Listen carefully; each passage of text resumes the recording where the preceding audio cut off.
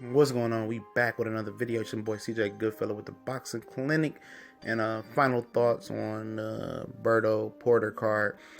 Pretty much people know how I feel about this fight. It's for the number one contender status for Keith Thurman belt, which Shawn Porter did come up a little bit short versus Keith Thurman. Got his daddy talking about how the system is messed up and the scoring system is messed up, but it wasn't messed up until your son lost 2 close fights. So, if you want talking about it then publicly, man, keep your mouth shut. You know what I mean? Because we ain't changing because your son came up short. Changing the system. You know what I mean? And I agree with him. The system, it should be tinkered with. But at the end of the day, this is, what the deal is when you come in here with. But nice suit on you fellas. 2 fellas in the middle. Like the Pimp Daddy suit by Shawn Porter. You can't see it. You got the white little arm patches on there. Both looking suave. But like I said, man, don't like this fight at all. I don't think Berto has earned this fight. He's just going on. He's just getting fights on reputation and popularity to boost other fighters up. And a gatekeeper shouldn't be getting number one contender fights again, especially former PED abuser Andre Berto. But as far as the fight,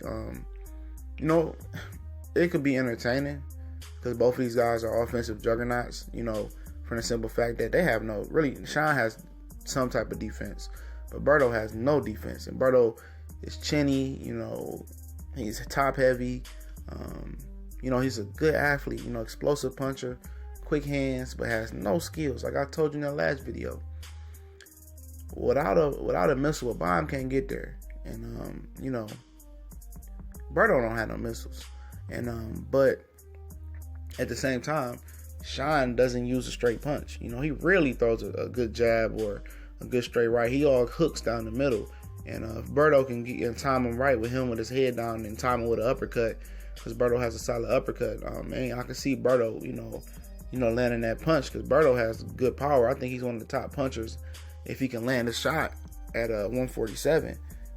Porter, he's not the biggest puncher though, but he's just aggressive, and his style is kind of hard to watch sometimes. It's just so ugly and nasty versus, certain type of fighters. It was beautiful against a guy like Paulo Malignaggi.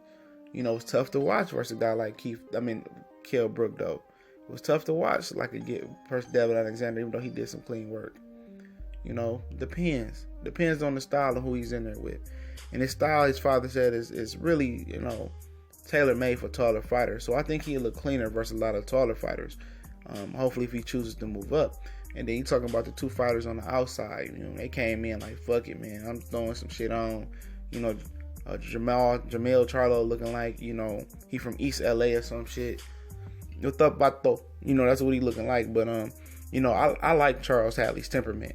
He seemed very confident about himself at the weigh-in.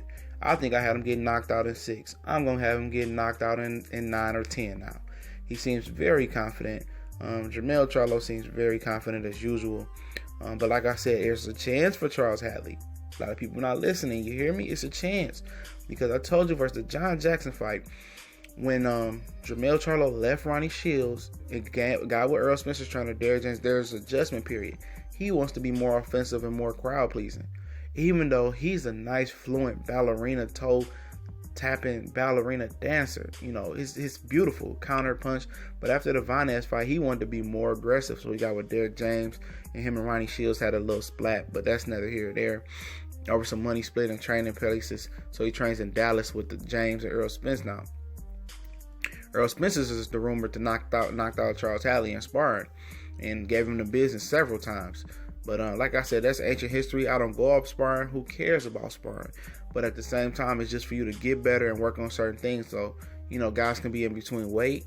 Guys can be, you never know, out of shape. You never know with sparring because never know. He might not even getting ready for a fight. He's just jumping in there to stay busy. So Charles Hatley, I like his temperament. Get back to that. I like his temperament at the press conference. He seems very confident, very humble. Just chill, you know what I mean? You could tell false bravado, and it wasn't coming from him.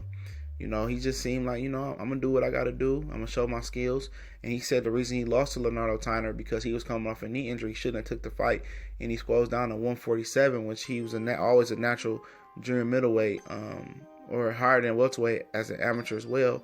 And he said that's why he got knocked out, and he's going to prove to everybody that he's here to stay, that he's been working years for this opportunity. Last fight, he knocked out Anthony Mundine November 2015. So, it's never easy to go to Australia or go anywhere to get a win.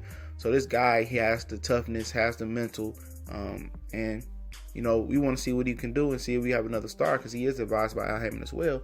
And Jermell Charlo, if he doesn't find that meshing point where he can use his boxing skills and still be exciting, he's going to have another John Jackson case here, because Charles Hatley definitely can fight, and he might find himself behind on the scorecards at some point early on, because he's still in an identity crisis. So we'll see. It's a lot of fun fights on tonight. I'm excited.